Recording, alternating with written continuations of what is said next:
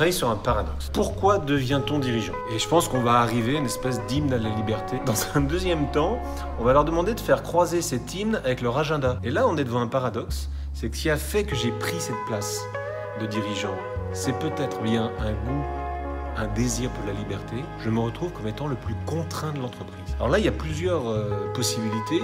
Ou, étant strictement contraint, je deviens dirigeant contraignant. Et à partir du moment où je suis contraignant, je bride et mes collaborateurs et leur potentiel. Ou alors, au cœur même de cette expérience de la contrainte, je vais essayer de m'en emparer pour en faire un usage en étant davantage libre, comme savent le faire d'ailleurs les artistes. Donc là, Pierre, on est sur un point de contact entre ma responsabilité dirigeante qui s'exerce dans mon leadership pro et mon ancrage d'intériorité d'homme, où là même va se situer ma liberté.